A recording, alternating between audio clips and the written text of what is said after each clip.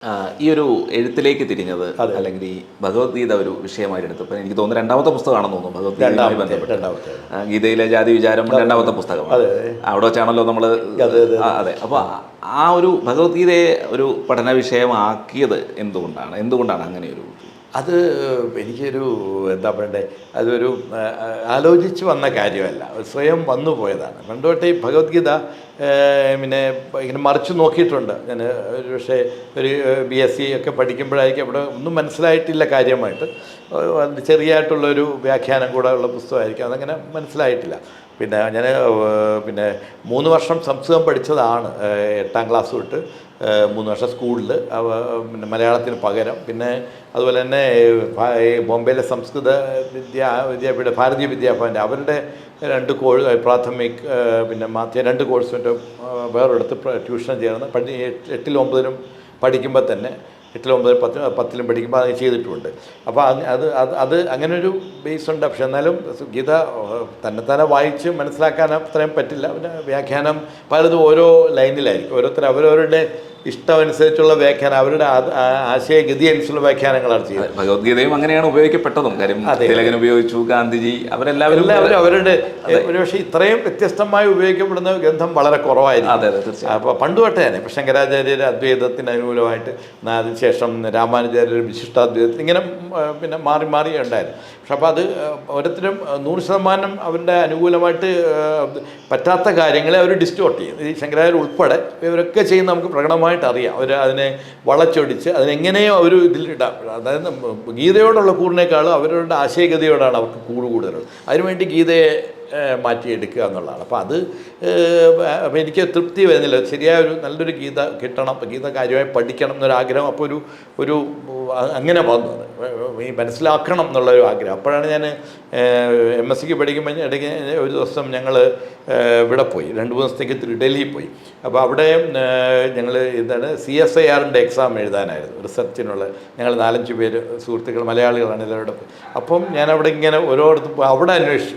അപ്പോഴെനിക്ക് എന്തോ ഒരു ഭൂതം, എനിക്ക് ഭഗവത്ഗീതയുടെ ഒരു കോപ്പി വേണം. ഒരുപാട് നടന്ന് അവസാനം ഒരു കോപ്പി കിട്ടി. ചെറിയ, അത് ഇംഗ്ലീഷിൽ ട്രാൻസ്ലേഷനുണ്ട്, വളരെ ചെറുതായ ട്രാൻസ്ലേഷൻ. അത് ഒത്തിരി കഷ്ടപ്പെട്ടു. ഞാൻ ഈ കുറേ ചെറുപ്പക്കാരിങ്ങനെ ചോദിക്കുമ്പോൾ ആ കടക്കാരൻ ഇങ്ങനെ അത്ഭുതപ്പെടുന്ന എനിക്ക് തോന്നിയിട്ടുണ്ട്. അയാൾക്ക് എന്തോ ഒരു സംശയം വന്ന പോലെ, എന്ത് വേണം ഗീത അവിടെ ഗീതയില്ല. അപ്പോൾ അവിടെ നിന്ന് ഇറങ്ങി ആ ബുക്ക് സ്റ്റോൾ, വേറൊരു ബുക്ക് സ്റ്റോൾ. അപ്പം ഒരു സംശയത്തോടെ, എന്നാലും അവസാനം ഒരാൾ എടുത്ത് തന്നു, അത് കിട്ടി.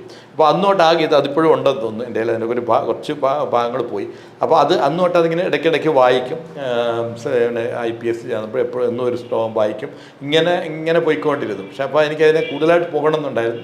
പിന്നെ ഞാൻ മൊസാംബിക്കിൽ UN പീസ് കീപ്പിങ്ങിൽ പോയി 1994. കൽക്കട്ട പോലീസിലായിരിക്കുമ്പോഴായിരുന്നു. 8 മാസത്തോളം ഉണ്ടായിരുന്നു അവിടെ.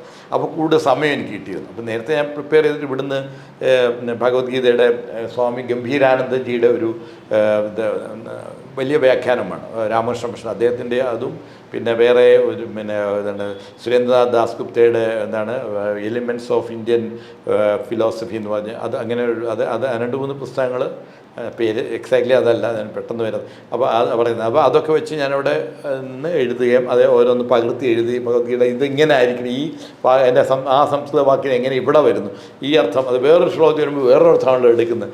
അപ്പോൾ അതെന്ത് എല്ലായിടത്തും ഒരു കോൺസിസ്റ്റൻ്റ് അർത്ഥം വേണം, അല്ലെങ്കിൽ ഒരു റീസൺ വേണം. ഒരു ശ്ലോകത്തിൽ ഒന്ന് പറയുന്നത് അടുത്ത ശ്ലോകത്തിൽ നേരെ തിരിച്ചുള്ള അർത്ഥം എടുത്താണ് അതിനെ ന്യായീകരിക്കുന്നത്. എല്ലാം കൂടെ ആ ഒരു യോജിച്ച് പോകുന്നില്ല പല വ്യാകരണങ്ങളിലൊക്കെ തന്നെ.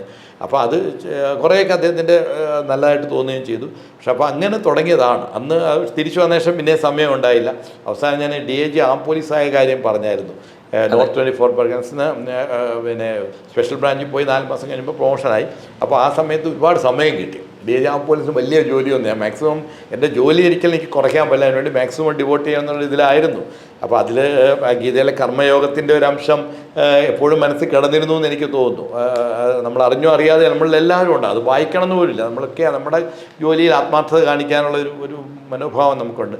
അപ്പോൾ അത് അങ്ങനെ ചെയ്താൽ പോലും അവിടെ സമയം ബാക്കി.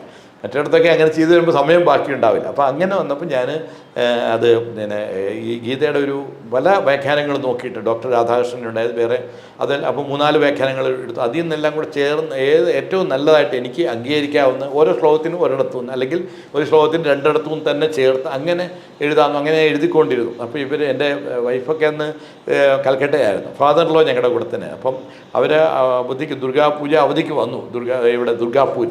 അപ്പോൾ അവിടെ ഫാദർ ലോ ആണ് എന്നോട് പറഞ്ഞത് ഇത് ഒരു പുസ്തകമാക്കണം. ഞാൻ ഓൾമോസ്റ്റ് എഴുതി കഴിഞ്ഞിരുന്നു, ഒരു ഡയറി ഓൾമോസ്റ്റ് മുഴുവൻ എല്ലാ ശ്ലോകങ്ങളും.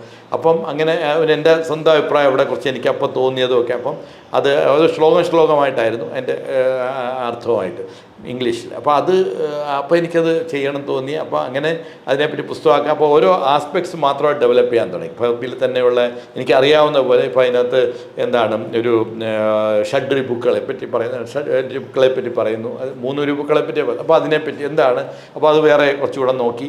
അപ്പം ഇങ്ങനെ ഓരോ ടെക്നിക്കൽ വാക്കുകൾ മനസ്സിലാക്കാൻ തുടങ്ങി. ഇങ്ങനെ വന്ന് അവസാനം അതാണ് ഈ പ്രപഞ്ച രൂപരേഖ ഗീതയിൽ വന്നപ്പോൾ മൊത്തം പ്രപഞ്ചത്തിൻ്റെ സംവിധാനവും ഈശ്വരനെ സൃഷ്ടിച്ചതും. അപ്പോൾ ഈശ്വര വിശ്വാസത്തേക്ക് വളരെയധികം വന്നു. ഞാനൊരു BSc കഴിഞ്ഞപ്പോൾ തന്നെ ഞാൻ അതിൽ 100% അതിൽ വന്നു. അന്ന് 100% ഞാൻ ഒരു ഇന്ത്യയിലെ വിപ്ലവത്തിന് വേണ്ടി ആത്മാർത്ഥമായിട്ട് നിന്ന പോലെ 100% ഇതിലുമാണ്. പക്ഷെ അപ്പോൾ അത് പിന്നെ അതിൻ്റെ ഫലമായിട്ട് തന്നെ എനിക്ക് ഈശ്വരൻ്റെ ഇതുകൊണ്ടായിരിക്കാം എൻ്റെ ധ്യാനങ്ങളും ഒക്കെ കൊണ്ട് എനിക്ക് പലപ്പോഴും എനിക്ക് തോന്നിയിട്ടുണ്ട് ഈശ്വരൻ നമ്മൾക്കെല്ലാം ഓരോ ഇത് തരും. അപ്പോൾ അതുപോലെ ഓരോ അറിവ് തന്നുകൊണ്ടേ ഇരിക്കുന്ന എനിക്ക് അങ്ങനെ തന്ന കുറച്ച് അറിവുകൾ അതിൽ എൻ്റെ കഴിവുകേട് കൊണ്ട് അതിൽ ഒരുപാട് നഷ്ടപ്പെട്ടു. കിട്ടിയതിൽ ഞാൻ മനസ്സിലാക്കിയത് തെറ്റുകളോടുകൂടി എഴുതിയതാണ് ആ പുസ്തകം. ഇപ്പോൾ 2ാമത് എഴുതിയ പുസ്തകം.